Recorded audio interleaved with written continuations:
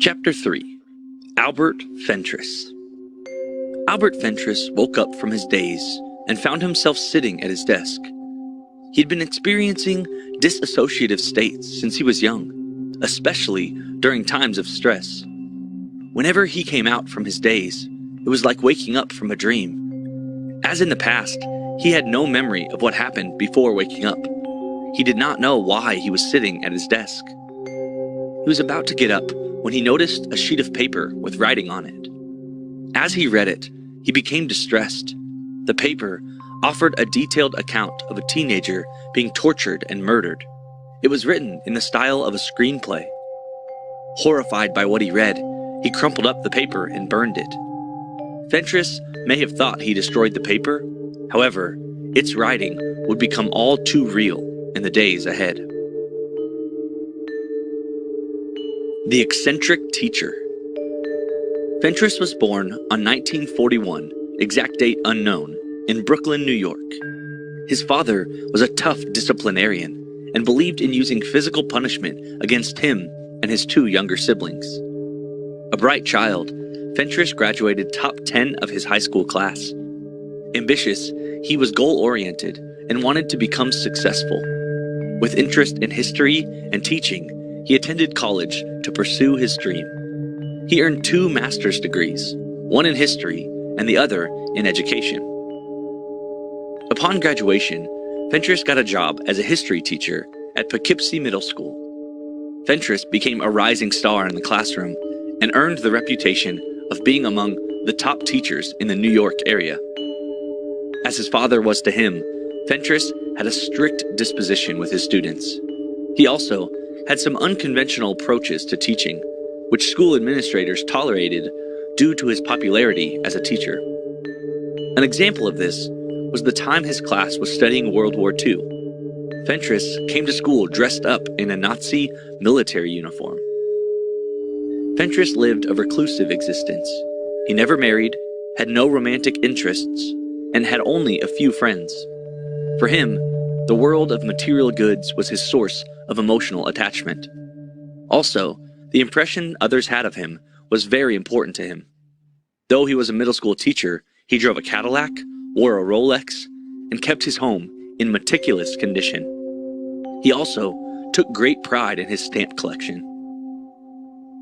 His emotional connection to his property was exemplified when he stated the lowest point in his life was when he had to leave his Cadillac at a shop for repairs.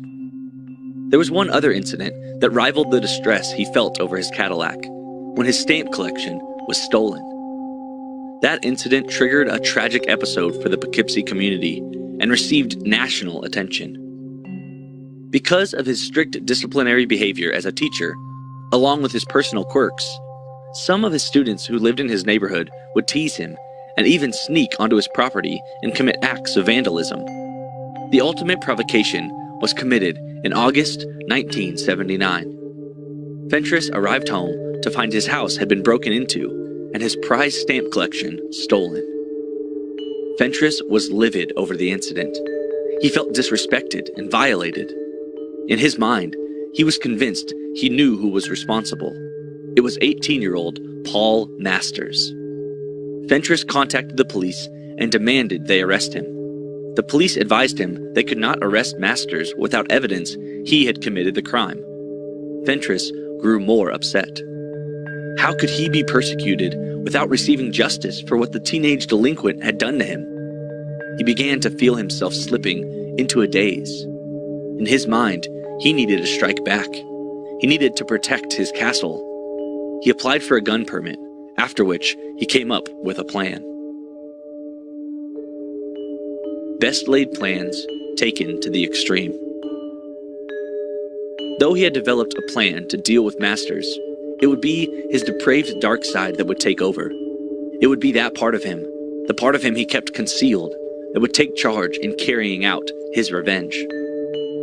Fentress frequently watched out for any teenagers that may try to recommit acts of vandalism or theft.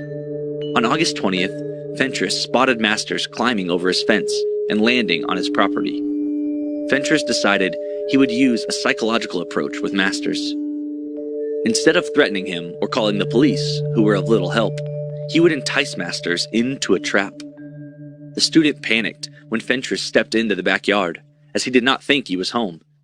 Fentress reassured Masters he was not angry and wanted to mend any hard feelings between them. He asked him if he would like to join him inside for a beer and to talk. Masters was visibly relieved and accepted his offer. As they walked into the home, Fentress asked Masters about how he was doing in school. As they made small talk, Fentress told him he needed to go into the basement.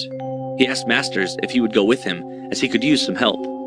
Masters politely agreed. As they walked down the basement stairs, Fentress replayed the scene from the movie Deliverance in his mind. Upon reaching the bottom, Fentress pulled out his gun and pointed it at Masters. Masters turned white as a sheet, as the blood drained from his face. Fentress ordered him to walk to a pole that stood in the center of the basement. Masters was shaking and crying, begging him not to shoot. Ignoring his pleas, Fentress ordered him to take off his pants and to face the pole. He had Masters extend his arms along each side of the pole, where he bound his hands. Masters was weeping as he heard Fentress unzip his pants. The pain was excruciating as Fentress violated him from behind. He screamed as Fentress moved in and out of him. Suddenly, he heard Fentress curse and he stepped back. Fentress had gone into his daze and was unable to perform. Out of anger, he shot Masters twice in the head. Fentress sat down to rest. The dark desire within him remained unappeased. He needed to do more. When he had caught his breath, he untied Masters and proceeded to castrate him. He took the boy's genitals upstairs and into the kitchen. Fentress cooked the testicles and then had them for dinner. After he finished eating, he returned to the basement. He dragged Masters' body upstairs into his bedroom, where Fentress collapsed on his bed and fell asleep. Upon waking up, Fentress saw the student's body on his bedroom floor. He realized what he had done and called a friend, explaining what happened. The friend called police, who arrested Fentress without incident. Releasing a killer? Due to the findings of his psychological evaluation, the judge determined that Fentress was not guilty due to insanity and sent him to a mental institution in New York. He was diagnosed as having narcissistic personality disorder, dissociative fugues, and obsessive-compulsive disorder. It was in the mental institution he would receive, for the first time in his life, medication for his mental illness. After spending over 10 years in the psychiatric ward, psychiatrists and lawyers argued he should be released because he had become a model patient. A judge ordered a trial to determine if Fentress should be released to avoid a lengthy appeal process. The psychiatrist who evaluated Fentress for the trial stated, "If he couldn't handle kids slashing his screens and burning his lawn, then how could he possibly handle the likely public reaction to his release after he'd been demonized in the media as New York's own Hannibal Lecter?" The jury returned a verdict that Fentress should be released. At 57 years old, Fentress was released into a halfway house. After public outcry, including from Governor George E. Pataki, the state's Supreme Court ruled to overturn the jury's verdict. Fentress was to remain confined in the mental institution. Multiple appeals have been launched by Fentress. His last appeal in 2014, at 72 years old, was denied.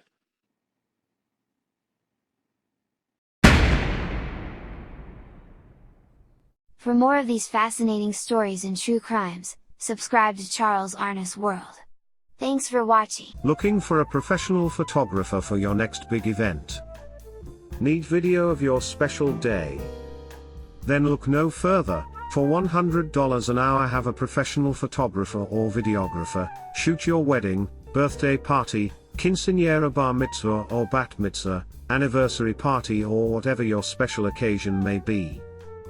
Highlight your event with professional, crisp photos and video. Check out Charles Arness Photography on Instagram, as well as book us for your next event. Must live in the Southern California area.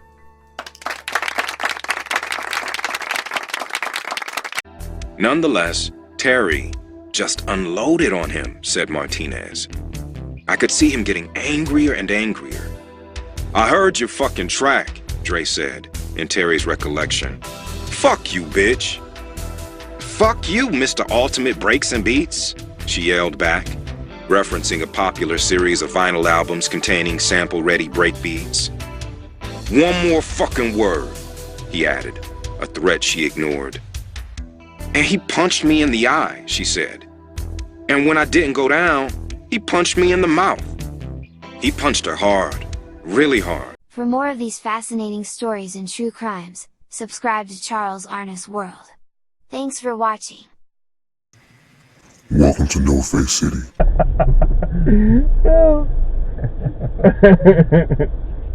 Wow, look at those. Look, that big neon sign on the hotel there. Mm-hmm.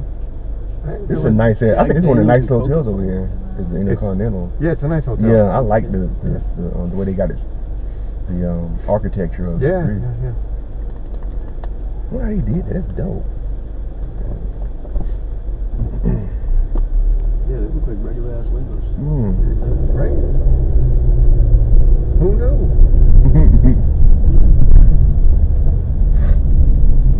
Now I have to take y'all right to the guys. The last time I dropped somebody off here, I came from that way though, and I just dropped them. I dropped them off right before the guys that stand out here. Say, "Hey man, you supposed to because we got to open the doors for them." I said, I forgot I supposed to know that. Right? You can pull over there if you want. I don't give a shit. Pull up there. You sure? Okay. Fuck yeah. All right. Stuck in there. Appreciate it.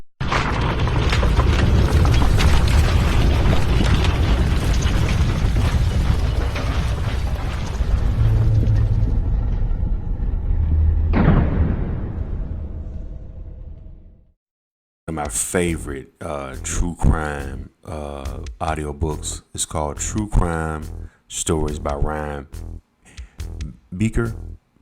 No, not Baker. It's Becker. Yeah. Sorry, guys. I'm in the public school. Anyway, hit the thumbs up button. Let's go ahead and get into it. Chapter 1. Marjorie Orban. What this seems to be is a revelation of your very darkest side, ma'am, said Judge Arthur Anderson as he stared at Marjorie Orban during her sentencing hearing. When that dark side is unleashed, it's about as dark as it gets, he continued. The judge spoke these words from his bench, September 8th, 2004, in a courtroom in Phoenix, Arizona. It was the start of fall in Arizona, a welcome reprieve from the blistering heat of the summer. It was not only the torrid heat that ended, however, but a dark chapter of this desert community's crime annals.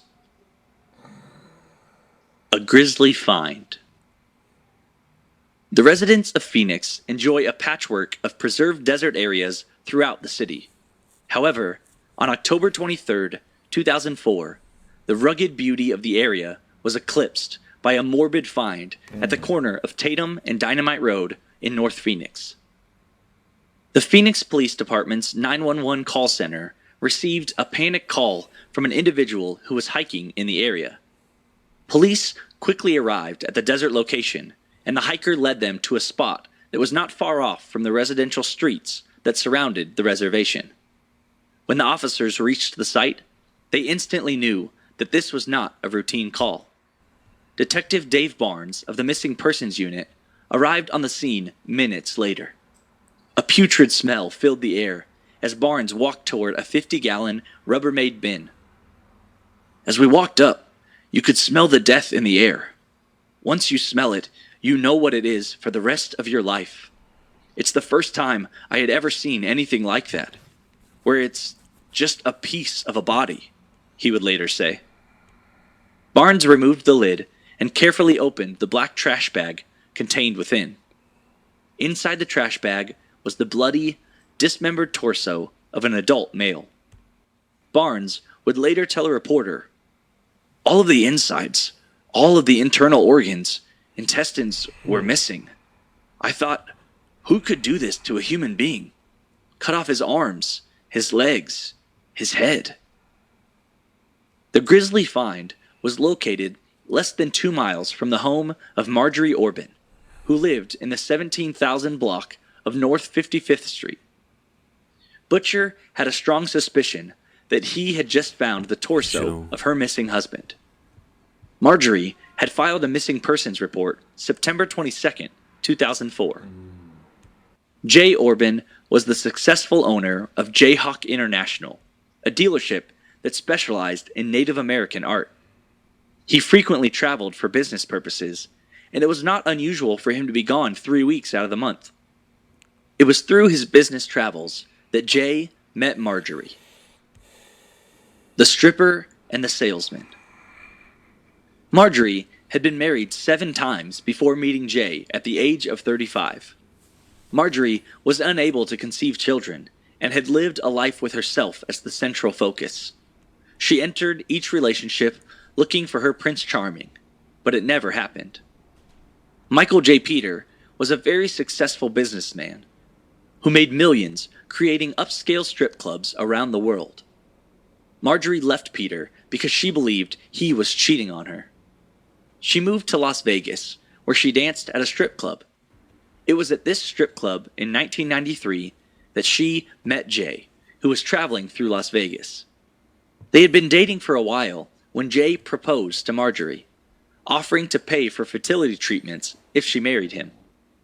Marjorie accepted Jay's proposal, and they got married at the Little White Wedding Chapel in Las Vegas.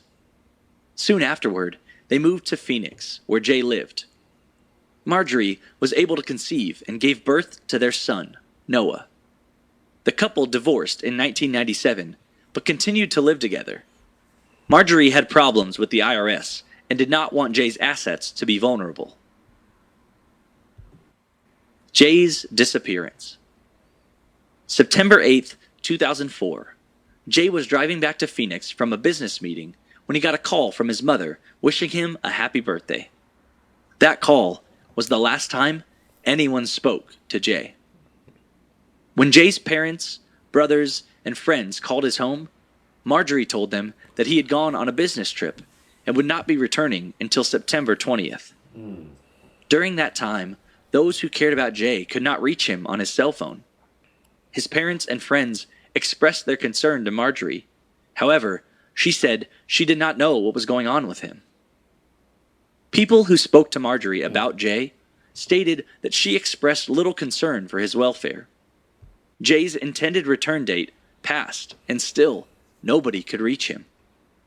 When they inquired with Marjorie, she continued to remain aloof to their concerns.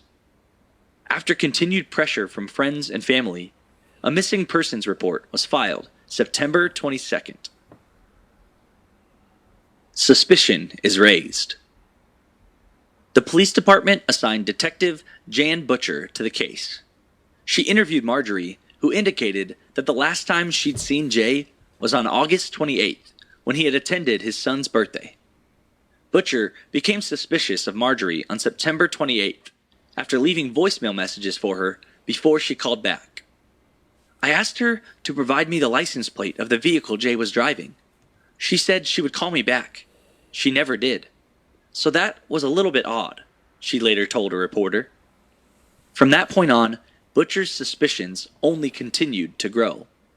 Credit card and phone tower records indicated that Jay had arrived at his home in Phoenix on September 28th, which didn't match Marjorie's claim that she had last seen him on August 28th. When detectives checked Jay's credit card records, they found that Marjorie was spending thousands of dollars, including purchasing a $12,000 baby grand piano, while the business account had a withdrawal of $45,000. Within 1 day of reporting Jay missing, she had liquidated a total of $100,000 from Jay's personal and business accounts. Damn. A final cause for suspicion arose during a call that Detective Butcher made to Marjorie, requesting that she take a polygraph test. Butcher heard Marjorie remark to someone in the background, Hit the thumbs up button, guys. "You know what? She wants me to take a polygraph tomorrow."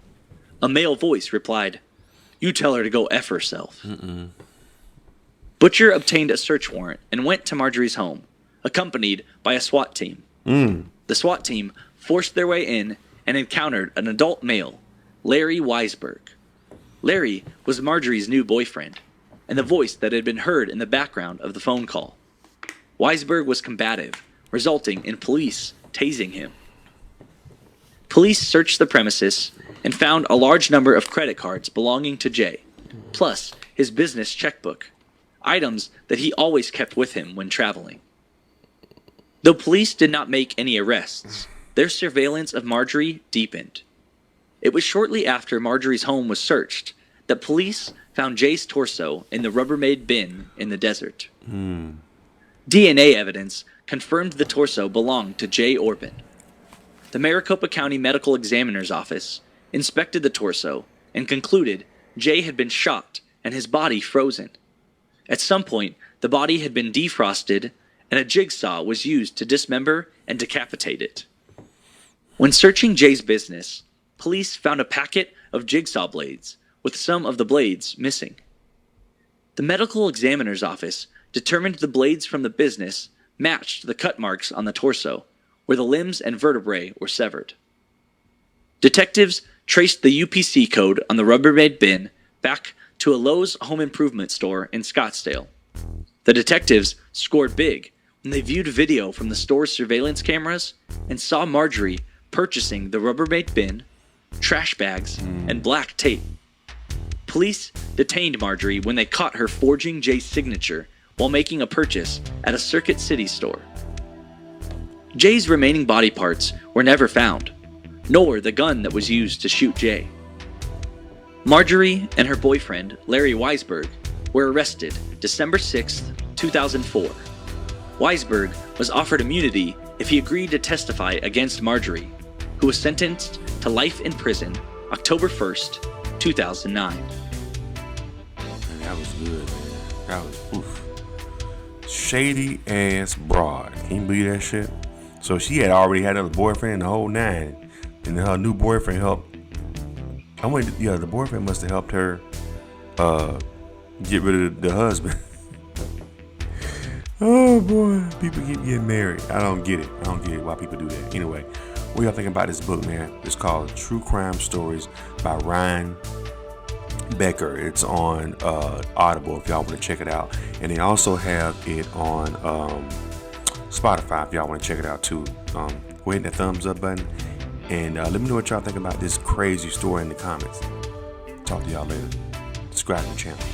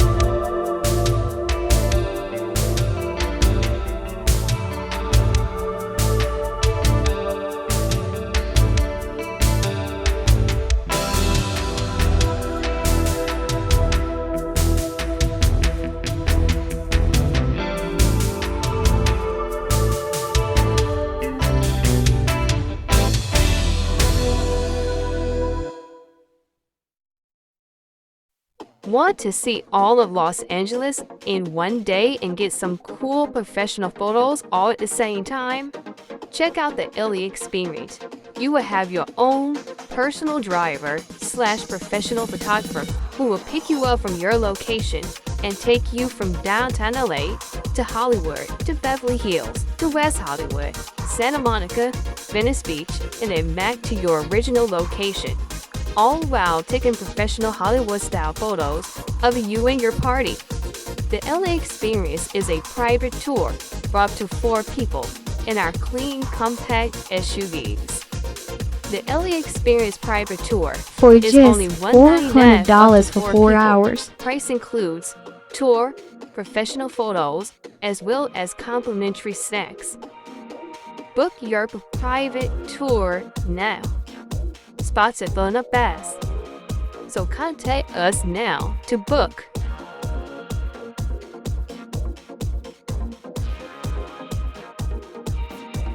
Also be sure to check out the dopiest YouTube channel in the world, Charles Arness World.